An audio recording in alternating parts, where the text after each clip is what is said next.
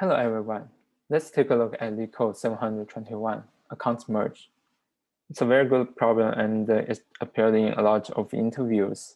For example, it's appeared in Facebook and Google interviews. And it also can be solved by multiple solutions, for example, and DFS, for example, by unifying. Okay, now let's take a look. If you haven't read the problem, you can take some time to read it. Let's directly take a look at some examples. So this is example. There are two items in this vector accounts. So there are two accounts. We know that some names are same. For example, we have 3 John, but some Johns are same person, some are not.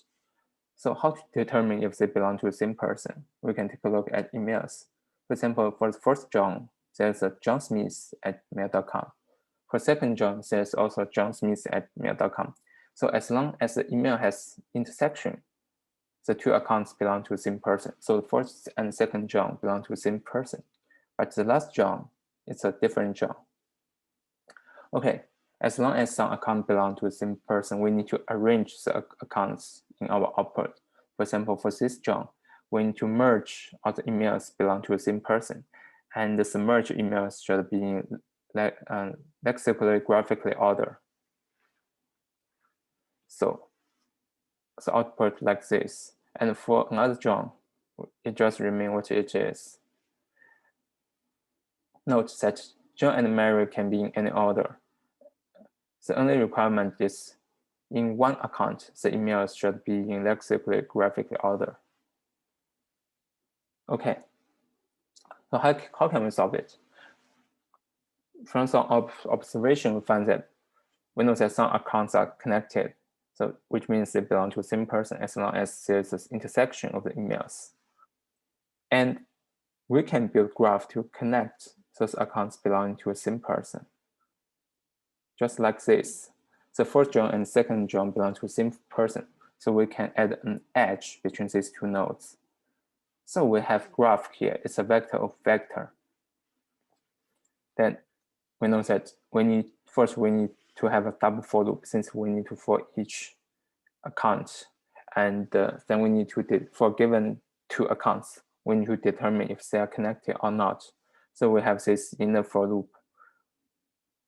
First, for the first account, we can put all the emails into a hash set. And for a second account, we can just for loop all the emails in the second account and determine if the emails is in the hash set or not.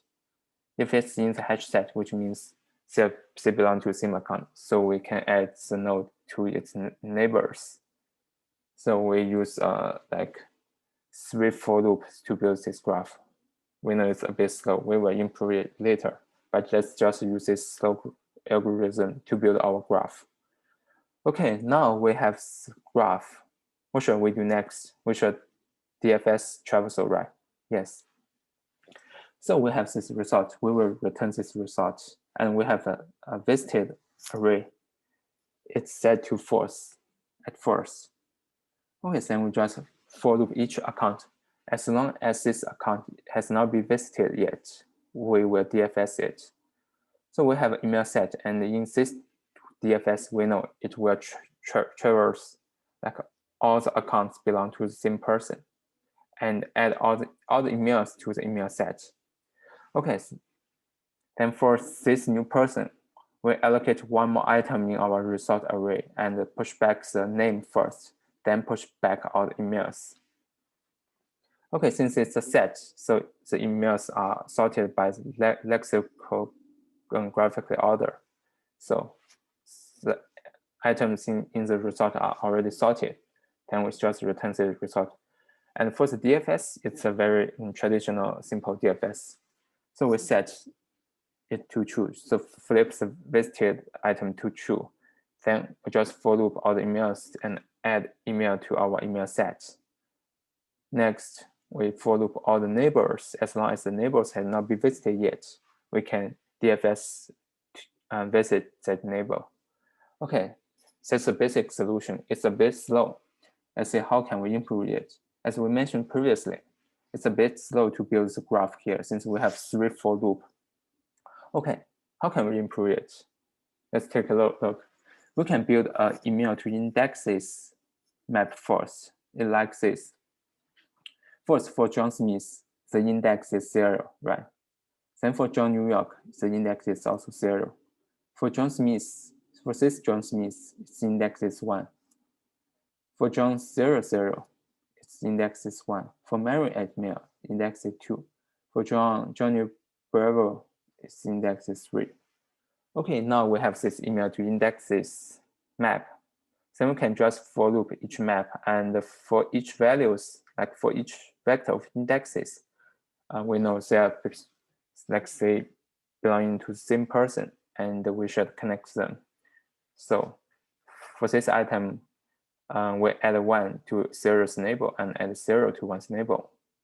Assuming we have 0, 1, 2 belonging to the same email, then we just need to add 0 to 1's neighbor, add 1 to 0's neighbor, and add 0 to 2's neighbor, and 2 to 0's neighbor. There's no need to add 1 to 2's neighbor or add 2 to 1's neighbor, since we already connected 0 to 1 and 0 to 2. So 1 and 2 is already connected. We don't need to add actual edge between 1 and 2. So it's fast field graph, and it can be more than or around 90% of the solution. It's already a very good solution. So DFS is a very good solution. Then we can try union find this time. And for union find, I will just grab my version of union find. So it's in my repo here, CLRS in chapter 21, and says uf.cpp. And for this version, there are 2 optimizations. One is path compression, and one is like we use rank optimization. Okay.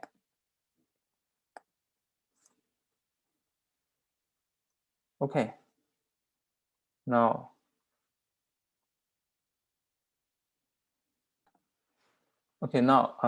let's try union find this time. So I also have a like email to indexes map, but this time it's not on order map. It's a map. It's a tree map. So it's sorted by key. So John 00 will be the first item, and Mary will be the last item. The values are same. John 00 at mail.com appeared in index 1. And for example, John Smith at mail.com appeared in index 0 and 1. Okay. Next, we just initialize our union find data structure and for loop the values. And it's very similar as previously, like how we build this graph. We just union find the nodes. Like for the 0, 1, we just union find 0, 1. If we have 0, 1, 2, we just union 0, 1 and 0, 2. There's no need to union 1 and 2. Since 0 and 1 and 0 and 2 are already connected, so 1 and 2 are connected. Okay.